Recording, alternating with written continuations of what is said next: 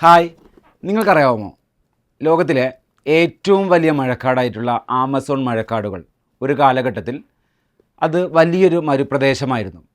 അതേപോലെ തന്നെ നിലവിലെ സഹാറ മരുഭൂമി അതൊരു ഘോരവനമായിരുന്നു. നമ്മൾ ഇന്ന് പരിചയപ്പെടുന്നത് ഈ ഭാഗത്തെയൊക്കെ ഇങ്ങനെ മാറ്റിമറച്ച പ്രതിഭാസമായ മഴയെക്കുറിച്ചാണ്. അപ്പോൾ ഏവർക്കും എയ്സിൻ്റെ പുതിയൊരു വീഡിയോ ക്ലാസ്സിലേക്ക് ഹാർദമായ സ്വാഗതം. My name is Vinayan. നമുക്ക് കണ്ടന്റിലേക്ക് കടക്കാം. ആദ്യമായി നമ്മൾ പരിചയപ്പെടുന്നത് എങ്ങനെയാണ് മഴ രൂപം കൊള്ളുന്നത് എന്നൊന്ന് പരിചയപ്പെടാം. അതിന് ആദ്യം തന്നെ നമുക്ക് വാട്ടർ സൈക്കിളിനെ കുറിച്ചൊന്ന് പരിചയപ്പെടാം. വാട്ടർ സൈക്കിളിനെ കുറിച്ച് പറയുന്ന സമയത്ത് ആദ്യം തന്നെ നടക്കുന്ന പ്രവർത്തനമാണ് ഇവാപ്രേഷൻ അല്ലെങ്കിൽ ബാഷ്പീകരണം. അതായത് സമുദ്രത്തിലെയും കായലുകളിലെയും നദികളിലെയും വെള്ളം എന്ത് ചെയ്യുന്നുണ്ട്, ചൂട് പിടിച്ച് മുകളിലോട്ട് ഉയരുന്നുണ്ട്. അതിനെയാണ് ബാഷ്പീകരണം അല്ലെങ്കിൽ ഇവാപ്രേഷൻ എന്ന് പറയുന്നത്. ഓക്കെ, അതിനുശേഷം അത് മുകളിലോട്ട് എത്തിച്ചേർന്നിട്ട് അത് മേഘരൂപീകരണമായിട്ട് മാറുകയാണ്. അതിനെ നമുക്ക് കണ്ടൻസേഷൻ എന്ന രീതിയിൽ പറയാം. അപ്പോൾ കണ്ടൻസേഷൻ നടന്നു. ആ കണ്ടൻസേഷൻ അത് അന്തരീക്ഷത്തിൽ താങ്ങാവുന്നതിൽ അധികമായതിനു ശേഷം അത് താഴോട്ടേക്ക് പതിക്കുന്നു. ആ താഴോട്ടേക്ക് പതിക്കുന്നതിനെയാണ് നമ്മൾ പെർസിപ്പിറ്റേഷൻ എന്ന് പറയുന്നത്. ഓക്കെ, അതായത് വർഷണം എന്ന രീതിയിൽ താഴോട്ടേക്ക് വരുന്ന രീതി കാണാൻ നിങ്ങൾക്ക്. അതായത് വർഷണത്തിൻ്റെ വിവിധ രൂപങ്ങളുണ്ട്. അതിൽ നമുക്കിവിടെ മഴയെക്കുറിച്ച് പരിചയപ്പെടാം. മഴ എന്ന് പറയുന്നത് വർഷണത്തിൻ്റെ ഒരു രൂപമാണ്. ഓക്കെ, അങ്ങനെ എന്ത് ചെയ്യുന്നു, അത് താഴോട്ടേക്ക് വരുന്നു. അത് വീണ്ടും എന്ത് ചെയ്യുന്നു, നദികളിലേക്ക്, കായലുകളിലേക്ക്, അതേപോലെ തന്നെ സമുദ്രത്തിലേക്ക് തിരിച്ചു വരുന്നു. അതിനെ കലക്ഷൻ എന്ന് പറയാം. ഇതാണ് വാട്ടർ സൈക്കിൾ. ഇതിങ്ങനെ ആവർത്തിച്ച് ഒരു സൈക്ലിക്കായിട്ട് ഇങ്ങനെ വരുന്നുണ്ട് അല്ല. അപ്പോൾ ആ രീതിയിലാണ് മഴ പെയ്യുന്നത് അല്ലെങ്കിൽ മഴ നമുക്ക് ലഭിക്കുന്നത് എന്നുള്ള കാര്യം മനസ്സിലാക്കി വെച്ചുകൊള്ളാം. അടുത്തായിട്ട് നമുക്ക് പരിചയപ്പെടാനുള്ള കാര്യം, ഇതിൻ്റെ അകത്ത് PSC പോയിന്റ് ഓഫ് വ്യൂവിൽ നമുക്ക് പരിചയപ്പെടാനുള്ളത് എന്തൊക്കെയാണെന്ന് നോക്കാം. ഒന്നാമത്തെ കാര്യം, ജലചക്രത്തിൻ്റെ പ്രധാന ഊർജ സ്രോതസ് എന്താണ്? നമ്മൾ പരിചയപ്പെട്ട ആ വാട്ടർ സൈക്കിളിൻ്റെ പ്രധാനപ്പെട്ട ഊർജ്ജ സ്രോതസ് എന്തായിരിക്കും? സൂര്യനായിരിക്കും അല്ലേ. അപ്പോൾ ജലചക്രത്തിൻ്റെ പ്രധാന ഊർജ സ്രോതസ് ഏതാണ്? സൂര്യനാണ്. അതേപോലെ തന്നെ മനസ്സിലാക്കി വെക്കേണ്ടത്, ഏറ്റവും കൂടുതൽ ആവീകരണം അല്ലെങ്കിൽ ബാഷ്പീകരണം നടക്കുന്നത് എവിടെയാണെന്ന് ചോദിച്ചു കഴിഞ്ഞാൽ അത് സമുദ്രങ്ങളിലാണ്. ഓക്കെ, സമുദ്രങ്ങളിലാണ് ഏറ്റവും കൂടുതൽ ആവീകരണം നടക്കുന്നത്. സമുദ്രങ്ങൾ, നദികൾ, കായലുകളൊക്കെ ഉണ്ടെന്ന് ഞാൻ പറഞ്ഞു. അതിൽ ഏറ്റവും കൂടുതൽ ആവീകരണം അല്ലെങ്കിൽ ബാഷ്പീകരണം നടക്കുന്നത് എവിടെയാണ്? സമുദ്രങ്ങളിലാണ്. അടുത്തായിട്ട് നമ്മൾ പരിചയപ്പെടുന്ന കാര്യം മഴയുടെ വിവിധ തരങ്ങളാണ്. അപ്പോൾ മഴയുടെ തരങ്ങൾ ഏതൊക്കെയാണെന്ന് പരിചയപ്പെടുന്ന സമയത്ത് നമുക്ക് ഈ പിക്ചറിലൂടെ ആ കാര്യം വ്യക്തമാകും. ഓക്കെ, ഒന്നാമത്തെ കാര്യമാണ് കൺവെക്ഷണൽ റെയിൻഫാൾ അല്ലെങ്കിൽ സംവഹന മഴ എന്ന് പറയാം. ജസ്റ്റ് ആദ്യം പേരുകൾ പരിചയപ്പെടുന്നു പോകുന്നു. ഒന്നാമത്തെ കാര്യം കൺവെക്ഷണൽ റെയിൻഫാൾ. അടുത്തതിൻ്റെ പേര് ഓറോഗ്രാഫിക് റെയിൻഫാൾ. ഏതാണ്? Orographic rainfall. ഓക്കെ, അതായത് പർവ്വതവൃഷ്ടി അല്ലെങ്കിൽ ശൈലവൃഷ്ടി എന്ന് പറയാം. അപ്പോൾ ഒന്നാമത്തെ പേരെന്താ? Convectional rainfall. രണ്ടാമത്തെ പേരെന്താ? Orographic rainfall. മൂന്നാമത്തെ പേരാണ് സൈക്ലോണിക് റെയിൻഫാൾ. എന്താണ്? സൈക്ലോണിക് റെയിൻഫാൾ, അതായത് ചക്രവാത വൃഷ്ടി. മൂന്നെണ്ണം ഏതൊക്കെയാ? ഒന്നാമത്തത് സംവഹന മഴ, രണ്ടാമതായിട്ട് ഓറോഗ്രാഫിക് അല്ലെങ്കിൽ പർവ്വതവൃഷ്ടി, മൂന്നാമത്തേതാ? അതാണ് സൈക്ലോണിക് റെയിൻഫാൾ അല്ലെങ്കിൽ ചക്രവാത വൃഷ്ടി. ഓക്കെ, ഇവിടെ കിട്ടേണ്ട ഒരു കാര്യം, കൺവെക്ഷൻ റെയിൻഫോളിനെ നമുക്ക് സംവഹന മഴ എന്ന് വിളിക്കാം. ഓക്കെ, ആ സംവഹന മഴ എന്ന് പറയുന്നത് സംവഹന പ്രക്രിയ വഴി എന്ത് ചെയ്യാണ്, മുകളിലോട്ട് ഘനീഭവിക്കുകയാണ്. മുകളിലോട്ട് ജലം കൊണ്ടുപോയിട്ട് ആ രീതിയിൽ ഘനീഭവിക്കുകയാണ്. ആ സമയത്ത് ഏകദേശം ഒരു ഉച്ചയോടെ കഴിയുന്ന സമയത്താണ് നമുക്ക് ആ മഴ കിട്ടുന്നത്. അതുകൊണ്ട് തന്നെ ആ മഴയെ നമ്മൾ ഉച്ചലിത വൃഷ്ടി എന്ന് പറയുന്നുണ്ട്. അതേപോലെ തന്നെ 4 മണിക്ക് ലഭിക്കുന്ന മഴ ആയതുകൊണ്ട് തന്നെ അതിനെ 4 o'clock റെയിൻ എന്ന രീതിയിലും വിളിക്കുന്നുണ്ട്. അപ്പം ഈ മഴയുടെ പേര് മനസ്സിലാക്കി വെക്കുക, സംവഹന മഴ അല്ലെങ്കിൽ ഉച്ചലിത വൃഷ്ടി അല്ലെങ്കിൽ അതിന് 4 o'clock റെയിൻ എന്ന് പറയുന്നു. ഓക്കെ, അതേപോലെ തന്നെ രണ്ടാമത്തെ മഴ അത് ഓറോഗ്രാഫിക് റെയിൻ ആണ് അല്ലെങ്കിൽ പർവ്വതവൃഷ്ടിയാണ് അല്ലെങ്കിൽ ശൈലവൃഷ്ടിയാണ്. അപ്പോൾ അതെങ്ങനെയാണെന്ന് ചോദിച്ചു കഴിഞ്ഞാൽ, ഒരു പർവ്വതത്തിൻ്റെ മുകളിലേക്ക് കാറ്റിങ്ങനെ അടിക്കുന്ന സമയത്ത് അവിടെ എന്ത് ചെയ്യുന്നു, മേഘരൂപീകരണം നടക്കുന്നു. അതിൻ്റെ ഭാഗമായിട്ട് ആ വർഷണം സംഭവിക്കുന്നതിന് നമ്മൾ എന്ത് പറയുന്നു? പർവ്വതവൃഷ്ടി എന്ന് പറയുന്നു. ഇനി പർവ്വതത്തിൻ്റെ നേരെ ഓപ്പോസിറ്റ് നിങ്ങൾ കണ്ടല്ലോ, അവിടെ നീരാവി ഇല്ലാത്ത കാറ്റാണ് അങ്ങോട്ടേക്ക് പോവുക. അതുകൊണ്ട് തന്നെ ആ സൈഡിലായിട്ട് നമുക്ക് കാണാൻ പറ്റുന്നത് മഴയില്ലാത്ത മേഖലയാണ്. ആ മേഖലയെ നമ്മൾ വിളിക്കുന്ന പേരാണ് മഴ നിഴൽ പ്രദേശം അല്ലെങ്കിൽ റെയിൻ ഷാഡോ ഏരിയ എന്ന് പറയുന്നത്. ഓക്കെ, കിട്ടിയല്ലോ. നെക്സ്റ്റ് അടുത്തായിട്ട് സൈക്ലോൺസ്, അതായത് ചക്രവാതങ്ങൾ, അതായത് ഉച്ചമർദ്ദവും ന്യൂനമർദ്ദവും ഇതൊക്കെ അനുഭവപ്പെടുന്നതിൻ്റെ അടിസ്ഥാനത്തിൽ, കാറ്റ് രൂപം കൊള്ളുന്നതിൻ്റെ അടിസ്ഥാനത്തിൽ മഴ രൂപം കൊള്ളുന്നതിനെ പറയുന്ന പേരാണെന്ത്? ചക്രവാത വൃഷ്ടി. അപ്പോൾ മഴയുടെ തരങ്ങൾ ഏതൊക്കെയാണെന്ന് പരിചയപ്പെട്ടല്ലോ. ഈ ഭാഗത്ത് നമുക്ക് PSC ചോദിക്കുന്ന കാര്യങ്ങൾ എന്തൊക്കെയാണെന്ന് നോക്കാം. നമ്മൾ ട്രാപ്പിലാക്കുന്ന കുറച്ച് കാര്യങ്ങളൊക്കെ ഉണ്ട്. ആ ട്രാപ്പിലാക്കുന്ന കുറച്ച് കാര്യങ്ങൾ എന്തൊക്കെയാണെന്ന് പരിചയപ്പെടാം. ഒന്നാമത്തെ കാര്യം ഇതാണ്, കേരളത്തിൽ പ്രധാനമായും ലഭിക്കുന്നത് ഏത് തരം മഴയാണ് എന്ന രീതിയിൽ ചോദിക്കുകയാണെങ്കിൽ അതിൻ്റെ ഉത്തരം അതാണ് ഓറോഗ്രാഫിക് റെയിൻഫാൾ, അല്ലെങ്കിൽ പർവ്വതവൃഷ്ടി അല്ലെങ്കിൽ ശൈലവൃഷ്ടി.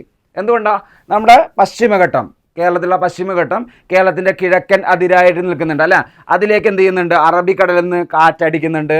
ആ രീതിയിലാണ് നമ്മുടെ കേരളത്തിന് മഴ കിട്ടുന്നത്. അതുകൊണ്ട് തന്നെ നമ്മുടെ കേരളത്തിൽ ലഭിക്കുന്ന മഴ എന്ന് പറയുന്നത് അത് ഏതാണ്?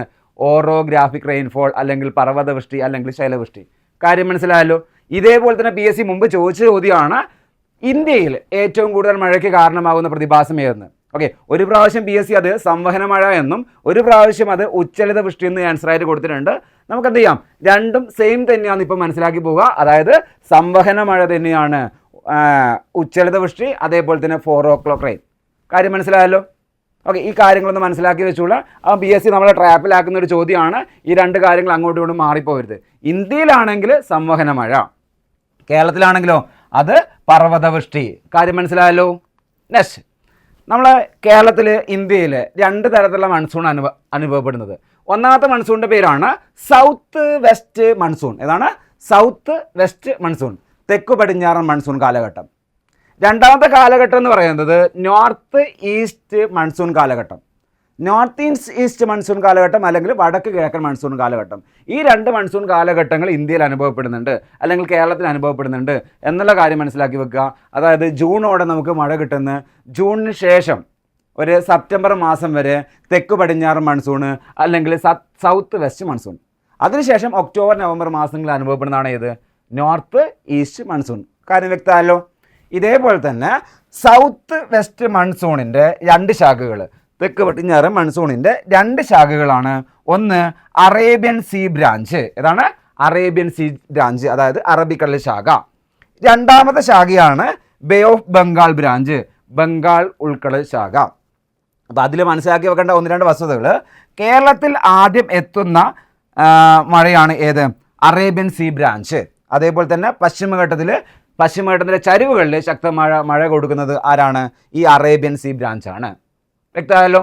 അതേപോലെ തന്നെ അടുത്തത് ബേ ഓഫ് ബംഗാൾ ബ്രാഞ്ചുമായിട്ട് ബന്ധപ്പെട്ട് മനസ്സിലാക്കി വെക്കേണ്ടത് ആസം, മേഘാലയ, ഗംഗാ സമതലം, ഈ ഭാഗങ്ങളിലൊക്കെ മഴ കൊടുക്കുന്ന ആരാ? അത് ബംഗാൾ ഉൾക്കടൽ ശാഖയാണ്. അപ്പോൾ ആ 2 ശാഖകൾ ഇന്ത്യയിലെ മൺസൂൺ ഉണ്ടെന്ന് മനസ്സിലാക്കി വെച്ചോളാം. ക്ലിയർ ആണല്ലോ. അടുത്ത നമുക്ക് പരിചയപ്പെടാനുള്ളത്, കേരള PSC പരീക്ഷകളിൽ എപ്പോഴും ഈ മഴയുമായി ബന്ധപ്പെട്ട ചോദ്യങ്ങൾ ആവർത്തിക്കാറുണ്ട്. ആ ഭാഗങ്ങൾ എന്തൊക്കെയാണെന്നാണ് നമ്മൾ അടുത്തായിട്ട് പരിചയപ്പെടുന്നത്. നോക്കാം, ഓരോ പോയിൻ്റായിട്ട് പരിചയപ്പെട്ടു പോകാം. ഒന്നാമത്തെ കാര്യം, ഇന്ത്യയിലെയും കേരളത്തിലെയും മഴക്കാലങ്ങളുമായിട്ട് ബന്ധപ്പെട്ട് ചോദ്യങ്ങൾ ഉണ്ടാവാറുണ്ട്. അതിൽ ആദ്യത്തെ വസ്തുത ഇതാണ്, കേരളത്തിൽ ഏറ്റവും കൂടുതൽ മഴ ലഭിക്കുന്ന ഏത് കാലവർഷത്തിലാണ് എന്ന രീതി ചോദിക്കാറുണ്ട്. കേരളത്തിൽ ഏറ്റവും കൂടുതൽ മഴ ലഭിക്കുന്ന കാലവർഷം ഏതാണ് എന്ന രീതി ചോദിക്കാറുണ്ട്. അതിൻ്റെ ഉത്തരമാണ് തെക്കു പടിഞ്ഞാറൻ മൺസൂൺ കാലഘട്ടം, അല്ലെങ്കിൽ മറ്റൊരു പേര് ഇടവപ്പാതി, അല്ലെങ്കിൽ കാലവർഷം. ഇതാണ് കേരളത്തിൽ ഏറ്റവും കൂടുതൽ മഴ ലഭിക്കുന്ന കാലഘട്ടം. ക്ലിയർ ആണല്ലോ.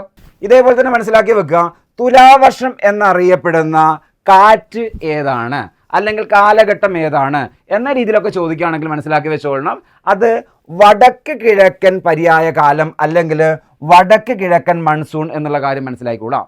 ഓക്കെ, തുലാവർഷം എന്നറിയപ്പെടുന്ന ഏതാ? അത് വടക്ക് കിഴക്കൻ മൺസൂൺ കാലഘട്ടമാണ്. കിട്ടിയല്ലോ. നെക്സ്റ്റ്, ഇന്ത്യയിൽ മൺസൂൺ ആദ്യമായി എത്തുന്ന സംസ്ഥാനം ഏതാണ് എന്ന രീതിയിൽ ചോദ്യം ചോദിക്കുകയാണെങ്കിൽ അവിടെ മനസ്സിലാക്കി വെക്കുക, മൺസൂൺ ആദ്യമായി പ്രവേശിക്കുന്നത് ഇന്ത്യയുടെ ഏറ്റവും തെക്ക് ഭാഗത്തായിട്ടുള്ള നമ്മുടെ കേരളത്തിലാണ്. അപ്പോൾ മൺസൂൺ ആദ്യമായി എത്തുന്ന കേരളമാണ് മൺസൂണിൻ്റെ കവാടം എന്നറിയപ്പെടുന്ന സംസ്ഥാനം. മൺസൂണിൻ്റെ കവാടം ഏതാ? കേരളം. ഓക്കെ, നെക്സ്റ്റ്, ഇന്ത്യയിൽ തുലാവർഷം, അതായത് വടക്ക് കിഴക്കൻ മൺസൂൺ വഴി ഏറ്റവും കൂടുതൽ മഴ ലഭിക്കുന്ന സംസ്ഥാനം ഏതാണ് എന്ന രീതി ചോദിക്കുകയാണെങ്കിൽ അതിൻ്റെ ഉത്തരം തമിഴ്നാടാണ്. അപ്പോൾ ഇന്ത്യയിലെയും കേരളത്തിലെയും മഴക്കാലങ്ങളുമായി ബന്ധപ്പെട്ട കുറച്ച് ക്വസ്റ്റ്യൻസ് നമ്മൾ പരിചയപ്പെട്ടിട്ടുള്ളത്. ഓരോന്നിൻ്റെയും കാര്യങ്ങളും വ്യക്തമായിട്ടുണ്ടല്ലോ. അടുത്തായിട്ട് നമുക്ക് പരിചയപ്പെടാനുള്ള കാര്യം നോക്കി, ഇതാ പ്രധാന പ്രതിഭാസങ്ങളും പ്രാദേശിക കാറ്റുകളുമായിട്ട് ബന്ധപ്പെട്ട ചോദ്യങ്ങൾ ഉൾപ്പെടുത്താറുണ്ട്. അവിടെ മനസ്സിലാക്കി വെക്കേണ്ട കാര്യം, ഒന്നാമത്തത് വേനൽ മഴ കേരളത്തിൽ അറിയപ്പെടുന്ന പേരെന്ത് എന്ന രീതി ചോദിക്കാം. അതായത് മൺസൂണിന് തൊട്ട് മുമ്പ് വേനൽ കാലഘട്ടത്തിൽ ലഭിക്കുന്ന മഴ കേരളത്തിൽ അറിയപ്പെടുന്ന പേരാണ് ഇടവപ്പാതിക്ക് മുൻപുള്ള മഴ എന്ന രീതിയിൽ വിളിക്കാറുണ്ട്. ഓക്കെ, ഇടവപ്പാതിയാണ് ജൂൺ മാസത്തോടെ ഉണ്ടാവുക. വേനൽ കാലഘട്ടത്തിലാണെങ്കിൽ അത് ഇടവപ്പാതിക്ക് മുമ്പുള്ള മഴ, അല്ലെങ്കിൽ നമ്മൾ വിളിക്കുന്ന മറ്റൊരു പേരാണ് മാംഗോ ഷവർ. ഓക്കെ, ഇവിടെ മനസ്സിലാക്കി വെക്കേണ്ട കാര്യം ദക്ഷിണേന്ത്യയിൽ അനുഭവപ്പെടുന്ന ഒരു പ്രാദേശികവാദം, അതാണ് മാംഗോ ഷവർ. അതിൻ്റെ ഭാഗമായിട്ടുണ്ടാകുന്ന മഴയാണ് ഏത് മാംഗോ ഷവേഴ്സ് എന്ന് വിളിക്കുന്നത്, അല്ലെങ്കിൽ ഇടവപ്പാതിക്ക് മുമ്പുള്ള മഴ എന്ന് വിളിക്കുന്നത്. ഇനി ഈ രീതിയിൽ കർണാടകയിലും മഴ കൊടുക്കുന്നുണ്ട്. അതിനാണ് കോഫി ബ്ലോസം അല്ലെങ്കിൽ ചെറി ബ്ലോസം എന്ന രീതിയിൽ വിളിക്കുന്നത്. എന്താ പേര്? കോഫി ബ്ലോസം അല്ലെങ്കിൽ ചെറി ബ്ലോസം. കിട്ടിയോ? അതേപോലെ തന്നെ ബംഗാളിലും ഈ രീതിയിൽ തന്നെ കാറ്റ് അനുഭവപ്പെടുന്നുണ്ട്, അല്ലെങ്കിൽ മഴ അനുഭവപ്പെടുന്നുണ്ട്. ആ മഴയുടെ പേരാണ് കാൽ ബൈശാഖി. എന്താണ്? കാൽ ബൈശാഖി. കിട്ടിയല്ലോ? അടുത്ത കാര്യം, എൽ നിനോ, ലാനിന പ്രതിഭാസങ്ങൾ ഏത് സമുദ്രത്തിലാണ് രൂപപ്പെടുന്നത്? നിങ്ങളിപ്പം കേട്ടിട്ടുണ്ടാവും മൺസൂണ് നേരത്തെ വരുന്നു അല്ലെങ്കിൽ വൈകി വരുന്നു, അങ്ങനെയുള്ള സാഹചര്യങ്ങളൊക്കെ കേട്ടിട്ടുണ്ടാവും. അപ്പോൾ മനസ്സിലാക്കി വെക്കേണ്ട കാര്യം എന്താണെന്ന് വെച്ച് കഴിഞ്ഞാൽ ഈ എൽ നിനോ ലാനിന പ്രതിഭാസങ്ങൾ നേരെ ഓപ്പോസിറ്റ് എഫക്റ്റുകളാണ്. ഈ ലാനിനോ പ്രതിഭാസത്തിൻ്റെ ഭാഗമായാണ് 2026 തുടക്കത്തിൽ നമുക്ക് നല്ല തണുപ്പൊക്കെ കിട്ടിയിട്ടുള്ളത്. അതേപോലെ തന്നെ അതിൻ്റെ ഒരു ആഫ്റ്റർ എഫക്റ്റ് തന്നെയാണ് ഈ മൺസൂൺ നേരത്തെ എത്തുക എന്നുള്ളത്. അതേപോലെ തന്നെ മനസ്സിലാക്കി വെക്കുക, ഇതിൻ്റെ നേരെ ഓപ്പോസിറ്റായിട്ട് ഏത് വരാം? എൽ നിനോ വരാം. 2026-27 കാലഘട്ടത്തിൽ ഒരു സൂപ്പർ എൽ നിനോ നടക്കാൻ പോവുക എന്നുള്ള റിപ്പോർട്ടറൊക്കെ നിങ്ങൾ കേട്ടിട്ടുണ്ടാവും. നമുക്ക് എൽ നിനോ ലാനിന ഭാഗങ്ങളെക്കുറിച്ച് മറ്റൊരു വീഡിയോയിലൂടെ പരിചയപ്പെടാം. ഇപ്പം നമ്മളിവിടെ പരിചയപ്പെടുന്നു എൽ നിനോ ലാനിന പ്രതിഭാസങ്ങൾ രൂപം കൊള്ളുന്നത് അത് പസഫിക് സമുദ്രത്തിലാണെന്ന് മനസ്സിലാക്കി വെച്ചോളാം. ഓക്കെ, അതേപോലെ തന്നെ ഇവ ഇന്ത്യൻ മൺസൂണിനെ സ്വാധീനിക്കുന്നുണ്ട്. അതായത് എൽ നിനോ പ്രതിഭാസമാണെങ്കിൽ മൺസൂണിൻ്റെ വൈകിപ്പിക്കലിന് കാരണമാവാം.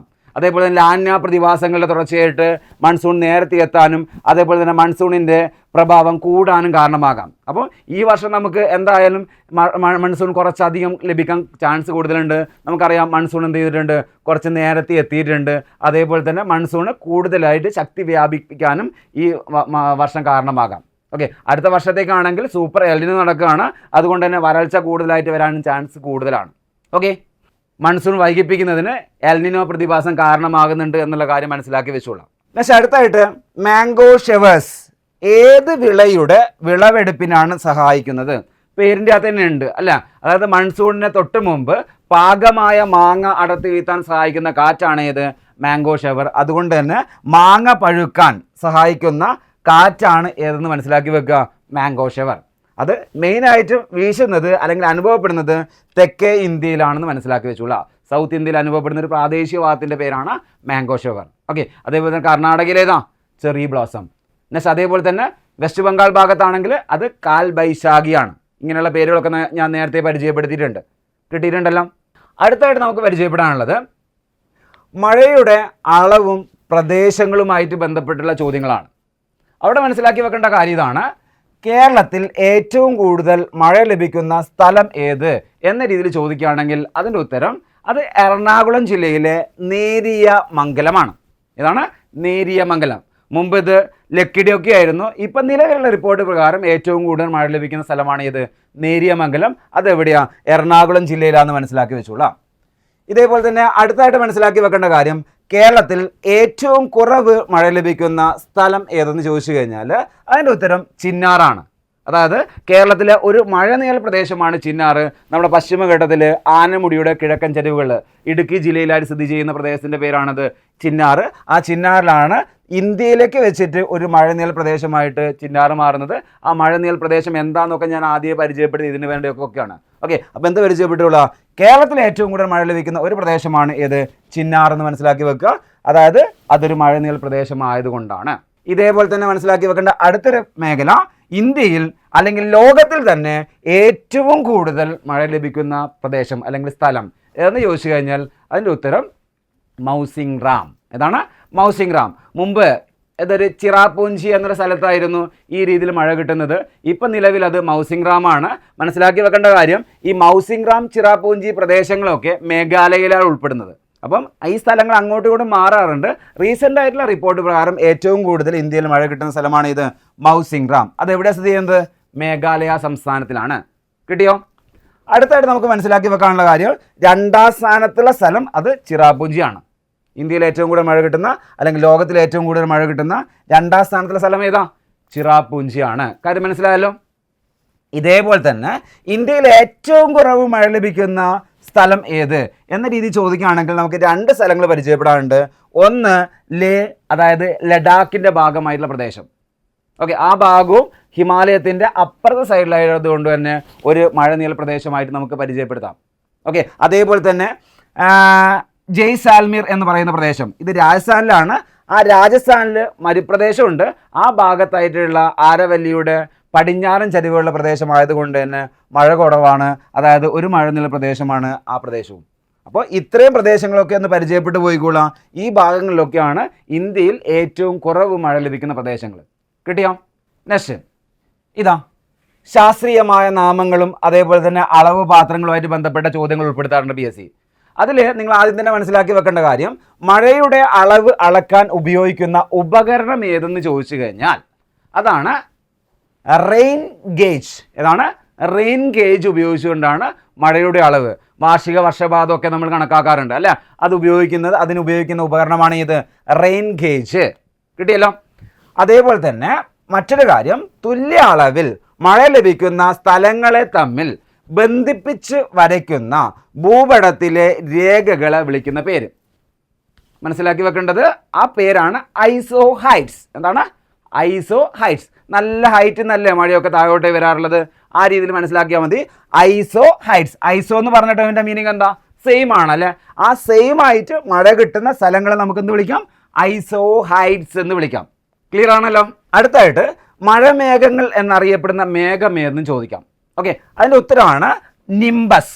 നിംബസ് മേഘമാണ് താഴ്ന്ന വിധാനങ്ങൾ കാണപ്പെടുന്ന ഇരുണ്ട മേഘങ്ങൾ. അതെന്ത് ചെയ്യുന്നുണ്ട്?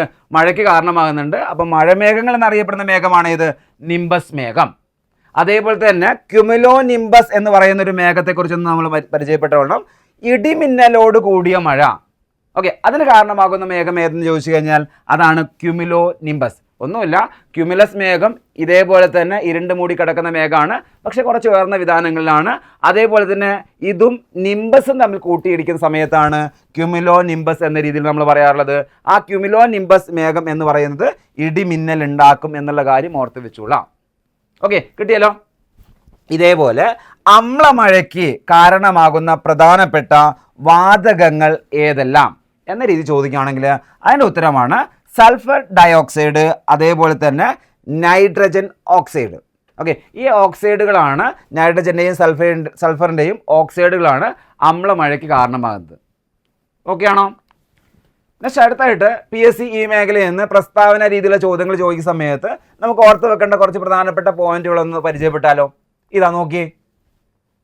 പശ്ചിമഘട്ടത്തിൻ്റെ സാന്നിധ്യമാണ് കേരളത്തിൽ തെക്കു പടിഞ്ഞാറൻ മൺസൂൺ ശക്തമാകാൻ കാരണമാകുന്നത്.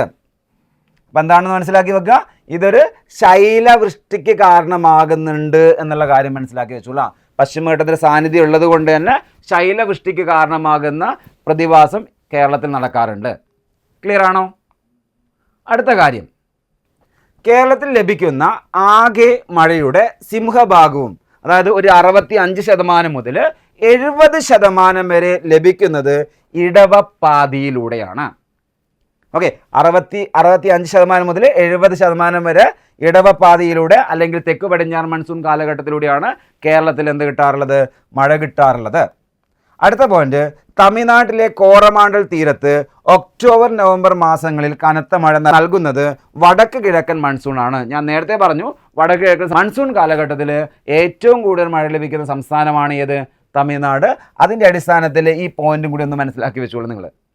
വടക്ക് കിഴക്കൻ മൺസൂൺ അനുഭവപ്പെടുന്ന മാസം ഞാൻ പരിചയപ്പെടുത്തി, അത് ഒക്ടോബർ നവംബർ മാസത്തിലാണ്.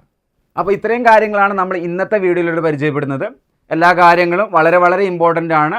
അടുത്ത പരീക്ഷയിൽ ചോദിക്കാൻ ചാൻസ് ഉള്ള കാര്യങ്ങളൊക്കെയാണ്. അപ്പോൾ എല്ലാവരും നന്നായിട്ട് നോട്ട് ചെയ്ത് സൂക്ഷിച്ചോളുക. Okay, thank you.